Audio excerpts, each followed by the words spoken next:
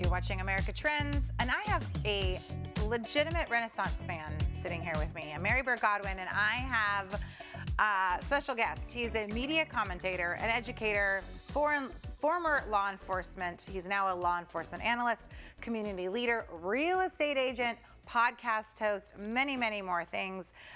Former San Diego police officer. Were you the chief of police too? No. You weren't that. I was way down at the bottom. Okay. I was at the bottom of that. Mark Powell, welcome to America Trends. Thank you for having me. We're so happy to have you nice. today. You know, there's so many things. Just before we started, you and I started talking, we're both native San Diegans. We could probably talk for a whole show. We'll have to have you back again. Today, specifically, I want to talk about, it's a back to school episode, kind of. So I have kids that are back to school, and I want to talk about the public school system, where we're at with things, and I want to dive in a little bit to like college prep too, which you were just telling me. You have a son that just left? Well, I have a daughter. A daughter. So I have a daughter at UCLA and another daughter at USD, and I just dropped the daughter off at USD, and it wasn't as challenging because she's 14 minutes away. I was going to say, that's not really dramatic. No tears for you. Well, not for my wife. Okay. She was like, oh, I'm like, she can just come home. So can she call an Uber and just drive home? My whole entire Facebook feed right now is videos and photos of moms dropping their kids off and crying. And I have to turn that off because I'm not there yet, and I can't future trip about it when it's going to Send her to USD. You won't do that. There you go. That's a good tip. But so, you know, I'm hearing all sorts of things about public school teachers, people leaving the industry because they're not making enough, and it's becoming more and more challenging to be a teacher. Is that what you're experiencing? Well, I can explain to you why. It's very simple. Talk to me. They don't make enough money. So let's just look at San Diego. To rent a 2-bedroom condo in San Diego, it's going to cost you about $3,000 a month. Even a 1-bedroom is going to be like $2,500, $2,600. When you're making between $50,000 and $70,000, depending on where you are on the scale, teachers are paid by how many years of service down one row, and then by their education on another row. So the more education they have, the more they slide upon this scale. Okay. But let's just pretend you're making $60,000 a year, and that's what 5 times 12, $5,000 a month. After taxes, you're bringing home what, $4,000? Yeah, if that. Your rent is $3,000. So how are you going to live on $1,000? Right. You're going to pay for cable, gas. We pay the highest electricity in San Diego. Yes. Oh, it's nuts. So if you're looking at going into a profession, it's not lucrative. It's not lucrative, yeah. And so what you have is a lot of people that are qualified to be a teacher. They just go in another profession. So one question I have is, do private school teachers make more or less? Private school teachers used to make a lot less. That's what I heard, yeah. Because there's not a requirement to have a degree, a teaching credential. Okay. But the level of education at private schools now is pretty good. Yeah. I mean, you look in San Diego, you have Francis Parker, the Bishop School, La Jolla Country Day, the Jewish Academy.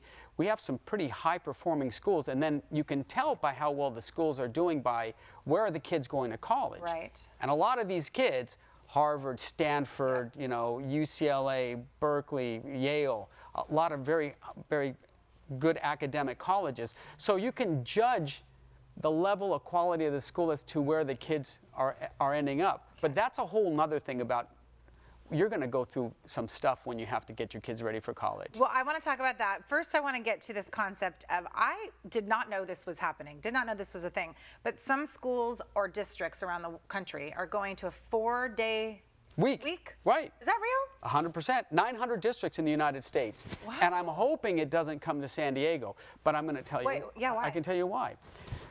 Well, if you had any other job, whatever job it is, and you're making $60,000 a year, and you go, hey, you're gonna work 5 days a week. All right, I make $60,000, I work 5 days a week. But what if somebody said, hey, you only have to work 4 days a week and make $60,000? I'll take 4. Right. So they're able to recruit more teachers. Yeah, right. So it's all a recruitment thing. But the problem is, kids need a longer school year, not a shorter school year. Right. With this, the lockdowns affected kids academically, but not just seniors. I mean, every grade middle level. Schoolers. Right. That's where my kids were at. Every grade level. It was, A year and a half. Yes. Just. I definitely have talked to a lot of my friends that had kids that were in the middle school, and ending grade school, middle school, where they were starting to learn how to do homework, and then they just weren't they didn't figure it out because there was no homework and they barely were punched in at all. Do you think the teachers could figure it out when you have a No. teacher that says, all right, you're about to do online teaching? They're like, what? It's awful. I just learned how to put an attachment on an email. How am I going to do this? Right. It was a tall call for teachers. Right. And the teachers that I know, they're very good people. Sure. They're the salt of the earth. They're kind. They're caring. I mean, occasionally you get a bad one in there. Right. But for the most part, I love it. I used to be a teacher, so I know. Yeah. I mean, I taught in school, so. But this whole thing about shortening the school year, how do you get better at something if you don't practice it more? Right. Let's say I want to be better at golfing. I'm not going to go to the driving range less time. Right. You got to go more time. Gotta go more. So time on task over time. So I have no idea how these kids are going to do in a 4-day week. Would they make the days longer? Yes, but Okay, you know, that's too much You ever for seen these that Far Side thing, My Brain is Full? Like how much, you can't only study so much. Right.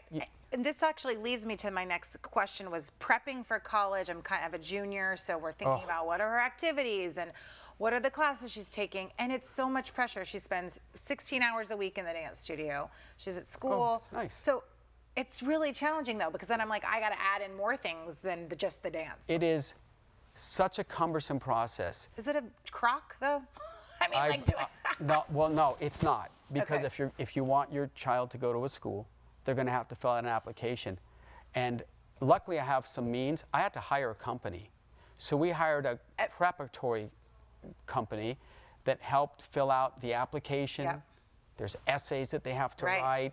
They go back, they review the essays. There's forms they have to fill out, and then they have to send them. Common App, you have to send it here and there. She was studying for the SAT. SATs, yeah. And from what I understand, some schools are not taking them. Right. But a lot of schools are still looking at those. Yeah, the UC system doesn't even look No. at them anymore. But I guess what my question was, is it a crock for colleges to be requiring these things?